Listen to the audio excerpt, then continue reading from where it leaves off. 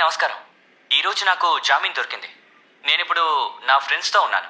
అలాగే మీరందరూ నాకు సపోర్ట్ చేసినందుకు చాలా థ్యాంక్స్. నాకు జరిగిన అన్యాయానికి కారణం కొత్తగా స్టార్ట్ అయిన ఛానల్ ఇంకా దాని హెడ్. నేను మీతో కొన్ని విషయాలు చెప్పాలనుకుంటున్నాను. ఇప్పుడు కాకపోయినా మీరు ఖచ్చితంగా ఏదో ఒక రోజు నిజం తెలుసుకుంటారు. అప్పుడు నాకు మీరు సపోర్ట్ చేయాలి. నాకు అర్థం కావట్లేదు. సార్ వీడేదో చెప్పాలనుకుంటున్నాడు సార్. ఏంటది? మనం వీడిని ఒక ఇంటర్వ్యూ చేద్దాం సార్. ఏది ఆ డ్రగ్స్ కేసు గురించే కదా? వాడేమి స్వాతంత్ర పోరాటంలో జైలుకి వెళ్ళి వచ్చినాడు కాదు కదా? నీకు ఏమైంది ప్రదీప్? చంద్రప్రకాష్ని చూసి మీరు భయపడుతున్నారు కదా? నీకు వాడి విషయంలో ఈగో ఉంటే అది కాంపౌండ్ బయట చూపించు. ఇక్కడ కావాల్సిందేంటో నాకు బాగా తెలుసు.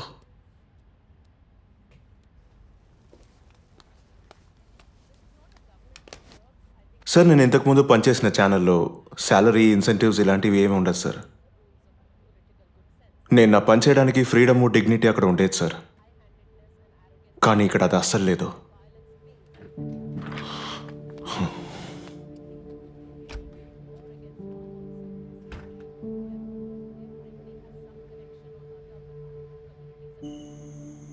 అతని ఇంటర్వ్యూ కావాలంటే అతన్నే అడగండి. నేను తన్ని ఆల్రెడీ కాంటాక్ట్ చేశానండి, కానీ ఆయనే నన్ను ముందు లాయర్ని మీట్ అయ్యి రమ్మని చెప్పారు. నేను న్యూస్ తెలుగుని వదిలేశాను, పాత ఛానల్లో వర్క్ టీఆర్పీ చేస్తాను. పెంచడానికా? అలా ఏం కాదు, ఇది ఒక జెన్యూన్ కేసు అయినందువల్ల ఇంటర్వ్యూ తీద్దామని వచ్చాను. జెన్యున్ అన్న మాటకి అర్థం తెలుసా? ప్రజలు అడగాలనుకున్న క్వశ్చన్ని తను సిపిని అడిగాడు, అందుకేగా వాడిని లోపలేశారు. కోర్టుకు ఆ విషయం తెలుసు కాబట్టే త్వరగా బెయిల్ దొరికింది. ఇంతవరకు వాడు ఒక సిగరెట్ కూడా తాగింది లేదు. వాడికి తీసిన బ్లడ్ టెస్ట్ రిపోర్ట్లో కూడా ఏ డ్రగ్స్ వాడలేదని ఉంది.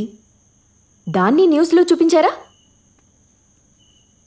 ఒక తప్పుడు న్యూస్ ఇచ్చి అది తప్పని తెలిసాక కూడా ఒక సారీ చెప్పాలని కూడా అనిపించలేదా? మీరు ఎవరి లైఫ్తోనన్నా ఆడుకోవచ్చు, మిమ్మల్ని ఎవరు అడగలేరు కదా. మీలాంటి వాళ్ళకి బాధ్యతే లేదు. మేడం మీరు చెప్పేదంతా నిజమే, కానీ అందరినీ తప్పుగా అనుకోకండి. అందరూ అంతేలే. మేము ఎథిక్స్తో పనిచేయడానికి మాక్సిమం ట్రై చేస్తూనే ఉన్నాం మేడం. మీరు ఒకసారి ఫాదర్తో మాట్లాడండి, ఆయన చెప్పిన చాలా విషయాలు నేను టేకప్ చేశాను. ప్రదీప్, మీరు అలాంటి వాళ్ళని నేను అనట్లేదు, కానీ మీ ప్రొఫెషన్లో ఉండే కొంతమంది చేసే రియాక్షనే ఇది. ఇంటర్వ్యూ నేను చెప్తా. ఓకే మేడం, సరే. వస్తాను. డ్రగ్ మాఫియా కేసు నుంచి తప్పించుకోవచ్చా? బ్లాక్ మ్యూజిక్ అనే పేరుతో వాళ్ళు చేసేది కాన్సర్ట్ కాదు, కోట్ల రూపాయల్లో మత్తుమందు వ్యాపారం చేస్తున్నారు. లైవ్ ఆదివారం 5 గంటలకి గాంధీపురం నుంచి. లంచం తీసుకుని వచ్చిన మొదటి స్థానం. ఛానల్ రేటింగ్ వెనకాల ఉన్న మర్మం ఏంటి? రేటింగ్ మోసం చేయడంలో నిజమైన విషయాలు బయటికి రాబోతున్నాయి. వెయిట్ చేయండి. రిపోర్ట్ అంతా ఇందులో ఉంది.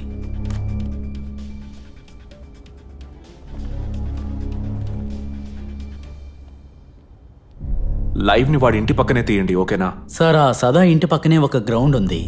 షో అక్కడ చేద్దాం. పోలీస్ ప్రొటెక్షన్ కూడా తీసుకుందాం. పోలీసులతో గొడవ జరగని. అలాగే సార్. లంచం తీసుకుని వచ్చిన మొదటి స్థానం. ఛానల్ రేటింగ్ వెనకాల ఉన్న మర్మం ఏంటి? రేటింగ్ మోసం చేయడంలో నిజమైన విషయాలు బయటికి రాబోతున్నాయి. వెయిట్ చేయండి.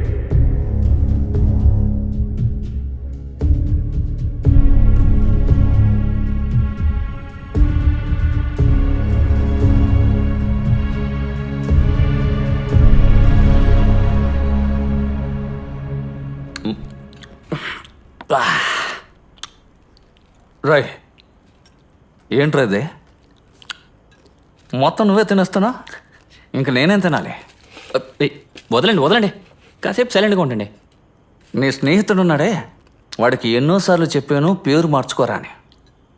శ్రీపి రామచంద్రన్ అనే గొప్ప వ్యక్తి పేరు వీడు చెడగొడుతున్నాడు. వెంటనే వాడికి పేరు మార్చుకోకపోతే వాడి స్టూడియోకి వెళ్ళి వాడిని కొడతాను.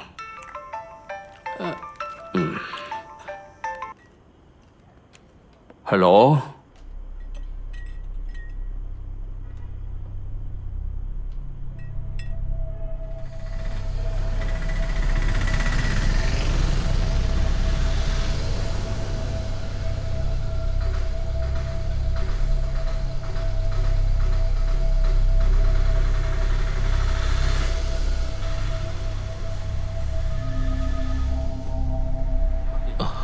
ఎలా ఉన్నాడు?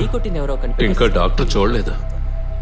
ఆ, గుద్దేసి వెళ్ళిన వాడు ఎవరో ఏంటో కనిపెట్టారా? లేదు, కనిపెట్టలేదని పోలీసులు చెప్పారు. మరి ఐడెంటిఫై చేశారా సార్?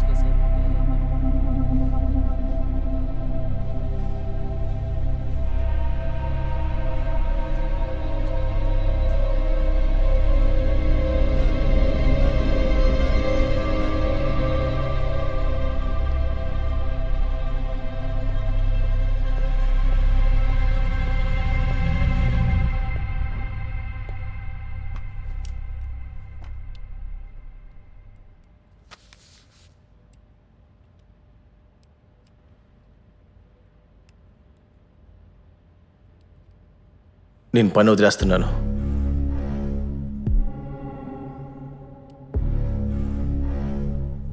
ప్రదీప్ కొంచెం కష్టమే.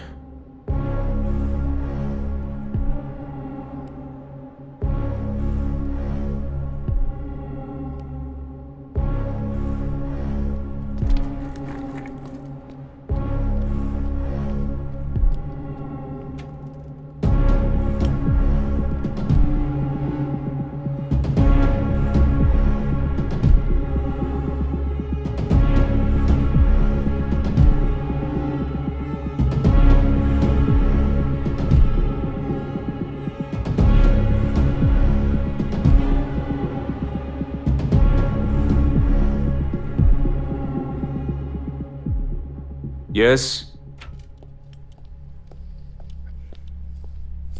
సార్.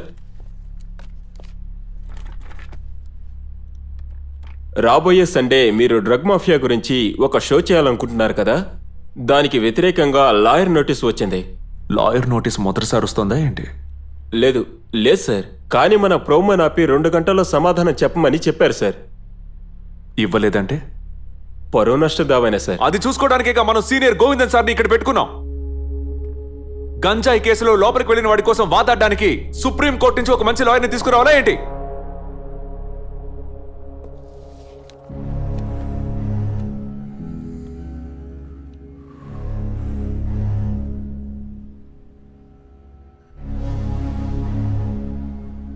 నువ్వు సమాధానం చెప్పొద్దు, సమాధానం నేను చెప్తాను. డ్రగ్ మాఫియా కేసు నుంచి తప్పించుకోవచ్చా? బ్లాక్ మ్యూజిక్ అనే పేరుతో వాళ్ళు చేసేది కాన్సర్ట్ కాదు, కోట్ల రూపాయల్లో మత్తు మందు వ్యాపారం చేస్తున్నారు. డ్రగ్స్ వ్యాపారం నుంచి ఒక పూర్తి చర్చ. ఏమండి ఆ ఛానల్ మార్చండి. లైవ్ ఆదివారం 5 గంటలకి గాంధీపురం నుంచి.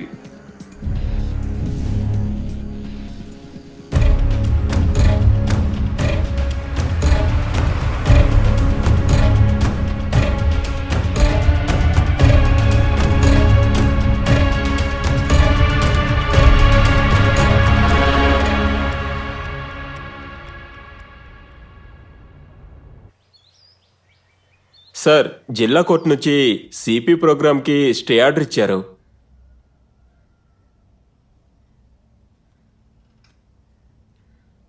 అలా మూవ్ చేస్తున్నారా? వాళ్ళ లాయర్ ఎవరు? ఎవరో షహీరా మహమ్మద్ అంట. షకీరా మహమ్మద్.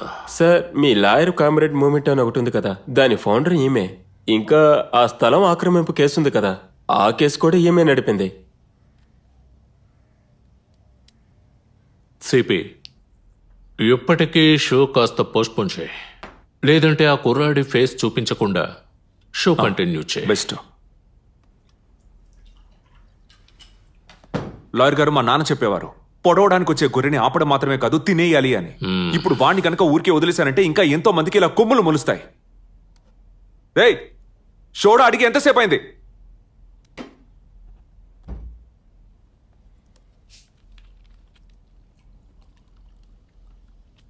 ఈ ఆర్డర్ వచ్చింది మున్సిఫ్ కోర్టులోంచి, ఏం కిరాణా కోర్టులోంచి ఏం కాదు. ఇది కూడా మున్సిఫ్ కోర్టే కదా, సుప్రీం కోర్టు ఏం కాదుగా. సిపి, నేను చెప్పేది అర్థం చేసుకో. ఈ కేసులో మనం ఎప్పుడూ చెప్పేటట్టుగా జవాబు ఇవ్వాలి. అంతలోపు ఆ కుర్రాడు ఊళ్ళో మున్సిఫ్ కోర్టుకు వెళ్ళి ఎక్స్పర్టీ ఆర్డర్ తీసుకున్నారు. ఈ నోటీసును ఎక్కడ ఫైల్ చేశారో కూడా చెప్పలేదు. అయితే సమస్య చెయ్యడానికి మున్సిఫ్ కోర్టే చాలు. Lawyer, ex parte, the party మీ సమస్య. నేను మీకు బాగా అర్థమయ్యేలాగే చెప్తున్నానుగా. ఆ సన్నాసేమి మామూలోడు కాదు. వాడు నన్ను భయంకరంగా ఇన్సల్ట్ చేశాడు. నాకున్న మర్యాద మొత్తాన్ని పోగొట్టాడు.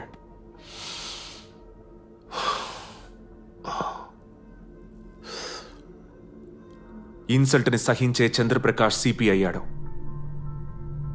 బతికితే రాజులా బతకాలి, అది తప్ప ఇంకే డ్రీము నా జీవితంలో ఇంతవరకు లేదు. దానికి మధ్యలో ఏ ఎదవైనా ఇలా వచ్చి నాతో ఆడుకున్నాడో వదిలిపెట్టను.